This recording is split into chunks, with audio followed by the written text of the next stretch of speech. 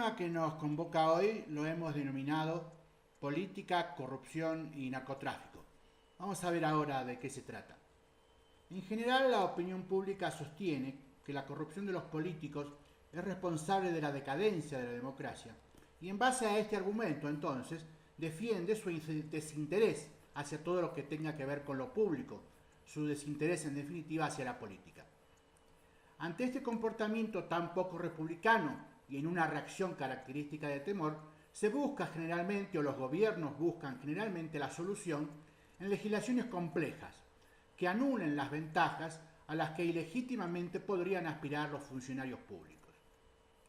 Sin embargo, el resultado de este intrincado Estado de Derecho son instituciones que llenan a la democracia de promesas incumplidas, plantean la utopía de un poder controlado por la ley y terminan entonces por despolitizar la política. La reducción de la cosa pública a sus delimitaciones legales pretende sustituir el conflicto característico del poder y el consenso característico de la política por el derecho, característica de lo privado. El resultado es entonces clara y ampliamente contradictorio, porque la lucha contra la corrupción de los funcionarios y la consecuente centralidad de la transparencia supone legalizar los contratos y privatizar las políticas públicas con el consentimiento expreso de la ley. Se pasa entonces de la corrupción de la política, con la venia del Estado de Derecho, a la política corrupta, lo que permite la reproducción de nuestro sistema social capitalista.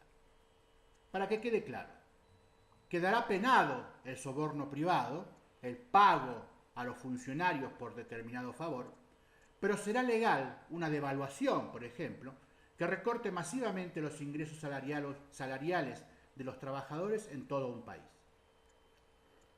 El narcotráfico se encuentra con este escenario como un hecho dado que no ha creado, provocado ni incentivado, pero del cual, en determinadas circunstancias, sabrá y tendrá que aprovecharse. Pero solo lo hará por obligación, cuando la presión del Estado lo obligue a politizarse. Lo explicamos. En el contexto latinoamericano, el narcotráfico es una actividad económica ilegal que se politiza cada vez más. En aquellos países donde el narcotráfico es todavía una actividad económica ilegal solamente, o sea que no ha escalado al estadio político, tiende a convertirse en el aglutinador de toda la criminalidad organizada y tiende a monopolizar la agenda de seguridad. En estos países, la corrupción que pueda ejercer el narcotráfico afecta a funcionarios individuales, generalmente policiales, pero no al aparato del Estado. En otros países, como México y Colombia, por ejemplo, las políticas de guerra contra el narcotráfico obligaron a los carteles, tradicionalmente dedicados a la producción, tránsito y comercialización de drogas, a adoptar estrategias geopolíticas de sobrevivencia e ingresar en el circuito de lo que se denomina la lógica comunicativa de la guerra. Como resultado de la presión estatal, tras un proceso de selección y utilizando toda la energía disponible, los carteles separan lo propio de lo extraño, delimitan regiones y trazan fronteras, cada uno en busca de un reconocimiento para sí que nunca, por supuesto, se concederá definitivamente al otro. Es un sistema arreglado que nunca llega al clímax de la victoria o derrota definitivas, pues el enemigo de hoy es el aliado de mañana, y se busca un equilibrio que haga imposible una hegemonía de un cartel sobre todo el resto. En Colombia, por ejemplo, el proceso culminó en una cooptación del narcotráfico por parte del Estado Nacional, cooptación que no incluyó a todos los grupos y dio origen a una segunda vuelta del proceso, con el actual surgimiento e incremento de las actividades de las BACRIM, las bandas criminales.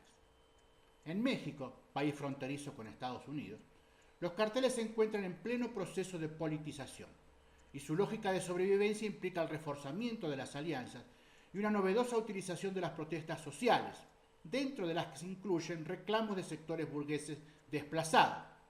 Y esta utilización de las protestas sociales es un vehículo de satisfacción de sus propios intereses, como ha sucedido en el proceso de autodefensas recientemente en Michoacán. Si la violencia es inherente por definición a la normalidad estatal, más aún lo es en la etapa primitiva originaria.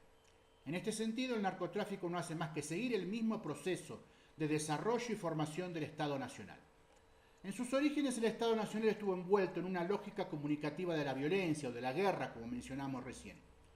Maquiavelo justifica esta violencia porque entiende que no se puede censurar ninguna acción ilegal realizada para organizar un reino o fundar una república, precisamente porque se trata de una violencia para construir, no para destruir. En aquellos sitios donde el narcotráfico ejercita una violencia predatoria, llevando adelante una guerra por la eliminación del enemigo, en realidad intenta construir una nueva legitimidad. En ese contexto, la guerra por el control de territorios tiene características espectacularmente violentas, que incluyen no solo los asesinatos masivos, sino la demostración de los cadáveres para entablar una lógica de comunicación con la población y con las autoridades. Los vertederos de cadáveres en México son parte de una guerra de inteligencia por el control de territorios, específicamente por el control de determinadas plazas. La guerra es la forma en que las unidades políticas del siglo XVI se comunicaban entre sí. Dentro de esta lógica comunicativa de la violencia se construye un nuevo diálogo político. Se establecen fronteras y autoridades en un territorio determinado. Una frontera todavía simbólica entre interno y externo, para diferenciar lo propio de lo extraño, para saber quiénes somos nosotros y quiénes son ellos. Aunque no se puede sostener todavía una frontera física expresa, sí se establecen los grupos de pertenencia, una identidad todavía no nacional. Ellos son distintos, extraños, diferentes, opuestos, enemigos. La diferencia entre lo interno y lo externo constituye la soberanía. Soberanía sobre lo propio, soberanía sobre lo extraño o ante lo extraño. Una vez constituida la frontera, todo lo interno es igual, aplastando toda diferencia doméstica, religión, idiomas, culturas, pertenencias, etc. La finalización de los crímenes predatorios, cuando uno de los grupos en combate finalmente logra el control sobre el territorio en disputa, acarrea el fin de la espiral de violencia y el descenso de las tasas de homicidio. Un caso emblemático es Ciudad Juárez, paradigma de la violencia, en la disputa entre la Federación de Sinaloa y el Cartel de Juárez por el control de la plaza. Durante 2011, la retirada del Cartel de Juárez dejó el control de la plaza en manos de Sinaloa y los indicadores de violencia decaen a niveles estándares. En el monopolio de la violencia, una categoría tradicionalmente adjudicada al Estado, también es propio del narcotráfico, sobre todo en la particular expresión beberiana. Reclama para sí con éxito. Cada grupo ejerce ese reclamo y uno de ellos lo logra. Se traza una frontera clara y se aplasta toda diferencia interior. Los sicarios remanentes de los grupos en derrota son absorbidos o eliminados, dependiendo de la resistencia que opongan y de su capacidad de negociación con los nuevos señores. Esta violencia originaria se nutre de y es nutrida por una semántica que se refiere al surgimiento de una nueva maquinaria estatal a la que hay que dar sentido. Aparece un nuevo léxico político, cuyos conceptos clave son Estado y soberanía. Mientras el estatus medieval hacía referencia al poder de monarca, el status regis, o a la situación del reino, el status regni, el nuevo Estado, el Stato, pasa a concebirse como una concentración de poder separada y objetivada institucionalmente, cuyo rol estable y pacificador se articula en términos de soberanía. Sin embargo, esta nueva semántica no da un retrato fiel de la situación del poder estatal en la época, siglo XVI, que era inestable, como es inestable la situación en la época actual en los territorios en los cuales el narcotráfico lleva adelante una guerra predatoria. La soberanía como voluntad del príncipe era logísticamente imposible y era más bien una voluntad compartida y o contestada. El nuevo Estado y la nueva soberanía eran todavía pretensiones doctrinales. La semántica del narcotráfico tiene un fuerte origen penitenciario y marginal. En ese sentido, es más novedosa que nueva. Permanentemente adopta y aporta nuevos textos, sin poder construir una verdadera semántica, precisamente porque su comportamiento es paraestatal, semejante al Estado, no igual al Estado. Se comporta como una oligarquía competitiva que disputa el control estatal de la renta nacional, no como un movimiento nacionalista que intente crear un nuevo Estado o hacerse cargo del Estado. Esta formación del Estado tiene dos condiciones. Una se trata del cierre de espacios como principio de estructuración. La otra tiene que ver con la separación por una frontera entre exterior e interior, como mencionamos, o conseguir la unidad de poder en un proceso a la vez de liberación y unificación. El cierre de espacios que asegura la soberanía del Estado es liberación frente al poder de otros y unificación interna del propio poder.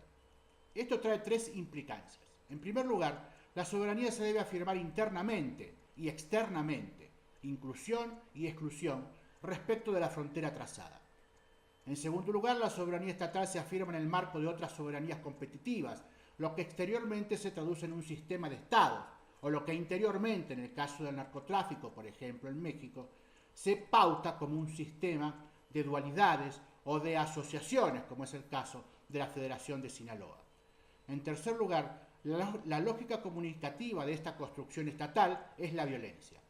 Los estados soberanos se construyen comunicándose violentamente hacia el exterior y el interior, con la doble espada de la guerra externa y la pacificación interior. El narcotráfico carece de un desarrollo históricamente acabado de estas lógicas de estructuración. Cumple acabadamente, por supuesto, con el punto 1, en el cual se afirma internamente y externamente respecto de una frontera trazada. Tal frontera queda de entredicho cuando el Estado Nacional adopta una política de guerra contra el narcotráfico. En una situación tradicional, la frontera criminal puede comportarse como un umbral, un limen, una zona amortiguadora que separa al narcotráfico del resto de los territorios nacionales. En ese periodo el narcotráfico cumple con las tres reglas de la pax mafiosa: no atacar al Estado, no atacar a otro cartel y no atacar a la población.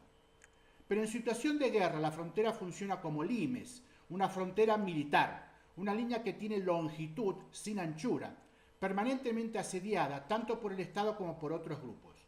Ninguna de estas tres reglas entonces se cumple en periodos de guerra. Solo queda en pie la única ley fija para el narcotráfico mexicano: no atacar a Estados Unidos.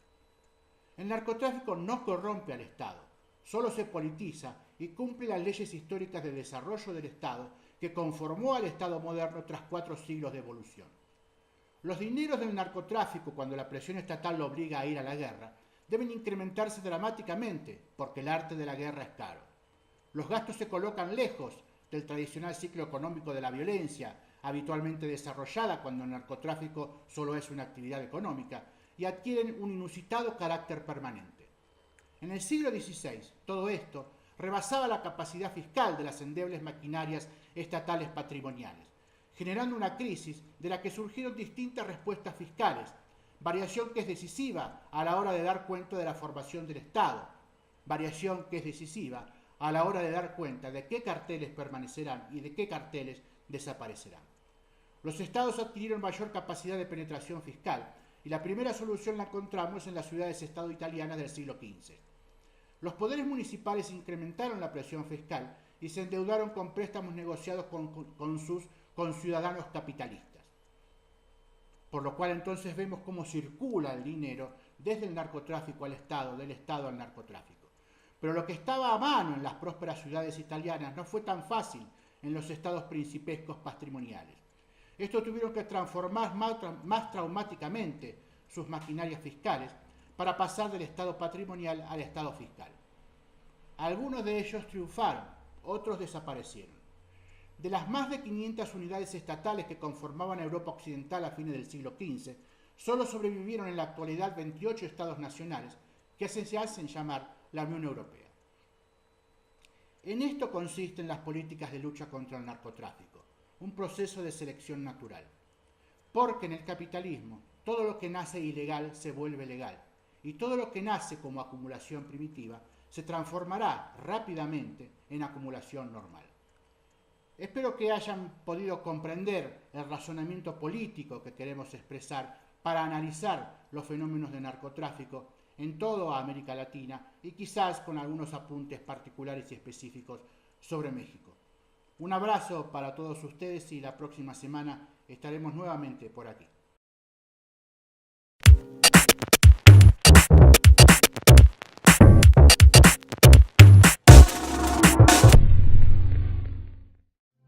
Característica de lo privado.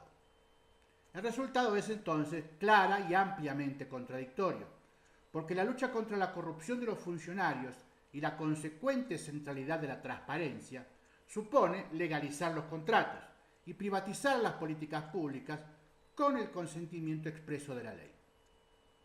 Se pasa entonces de la corrupción de la política con la venia del Estado de Derecho a la política corrupta. Y en base a este argumento entonces defiende su desinterés hacia todo lo que tenga que ver con lo público, su desinterés en definitiva hacia la política.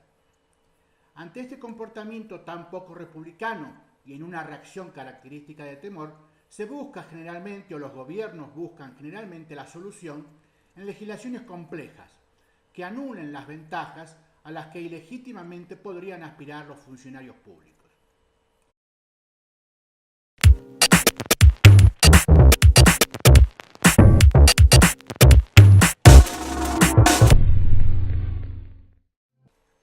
El tema que nos convoca hoy lo hemos denominado política, corrupción y narcotráfico.